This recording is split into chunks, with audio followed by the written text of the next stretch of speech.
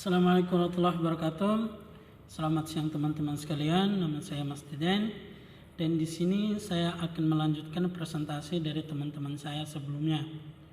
Baik, adapun poin-poin yang akan saya bahas yaitu mengenai saluran komunikasi dan yang kedua bagaimana mendorong komunikasi agar lebih efektif.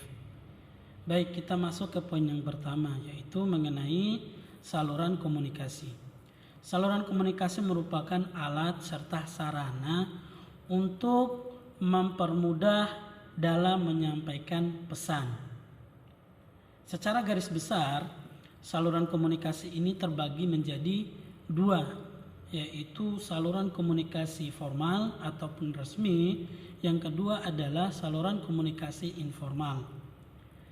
Yang pertama, kita akan membahas mengenai saluran komunikasi formal atau resmi yang ada dalam organisasi, yaitu komunikasi yang terjadi dengan persetujuan resmi organisasi atau peraturan organisasi dan berisi hal-hal yang berhubungan dengan kinerja dan produktivitas organisasi. Misalnya saja dengan proses komunikasi tertulis melalui memo, surat, ataupun dalam jumpa pers yang dimana proses sudah diatur dalam prosedur tertentu. Saluran komunikasi formal ini juga terbagi menjadi tiga jenis arus komunikasi, yaitu yang pertama komunikasi vertikal, yang kedua komunikasi horizontal, yang ketiga komunikasi diagonal. Yang pertama komunikasi vertikal. Nah, bentuk vertikal itu seperti ini. Dari atas ke bawah dan bawah ke atas. Yang artinya komunikasi antara pihak yang memiliki posisi ataupun kedudukan yang berbeda. Misalnya posisi yang lebih tinggi dan antara pihak posisi yang lebih rendah. Contoh misalnya pimpinan dengan bawahannya.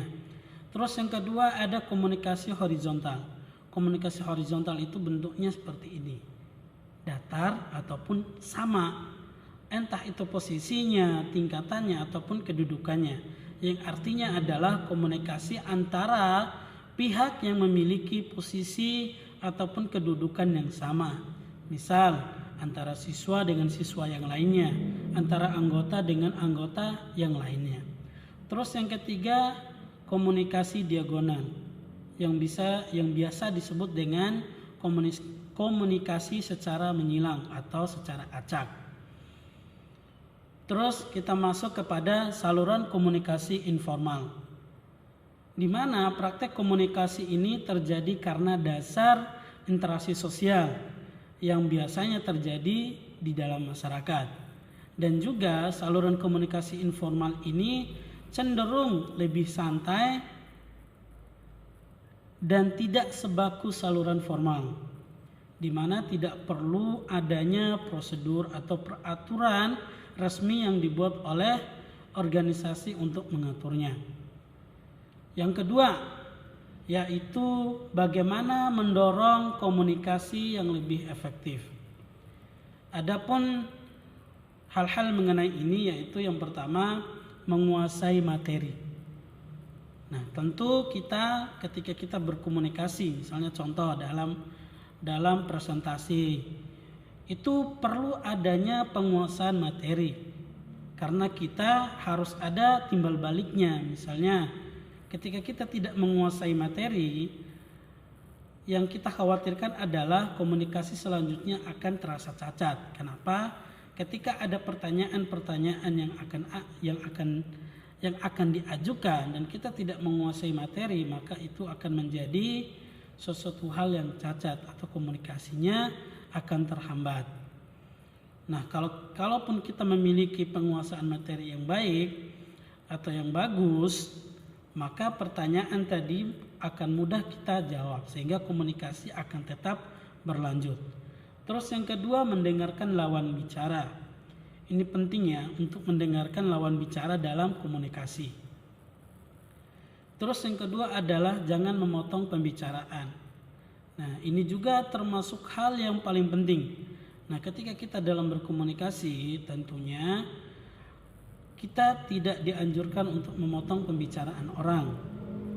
Takutnya misal terjadinya kesalahpahaman sehingga terjadilah komunikasi yang tidak baik. Yang selanjutnya adalah perhatikan gaya bahasa. Nah, ini juga perlu. Misal ketika kita dalam berkomunikasi, memperhatikan gaya bahasa ini sangat perlu bagi kita. Misalnya dalam kesopanan, dalam kita, misalnya ketika kita berbisnis dengan klien kita, perlu kita menggunakan gaya bahasa yang baik dan sopan agar tidak menyinggung dan tidak membuat klien kita tidak merasa nyaman. Selanjutnya, perhatikan komunikasi nonverbal. Nah, ini juga sangat dibutuhkan atau sangat perlu dalam berkomunikasi. Misalnya cara kita merespon, bagaimana mimik muka kita dalam berkomunikasi, bagaimana fokus mata kita dalam memperhatikan orang yang bicara, ataupun kita bisa mengetahui lawan bicara kita sudah tidak memperhatikan kita yang sedang berbicara, dengan mungkin lawan bicara kita sudah tidak fokus, selalu memainkan anggota tubuhnya yang lain, tidak fokusnya dia melihat kita, tidak fokusnya dia mendengarkan kita bicara. Kita akan tahu bahwa komunikasi itu sudah tidak akan berjalan ketika komunikasi nonverbalnya itu terganggu.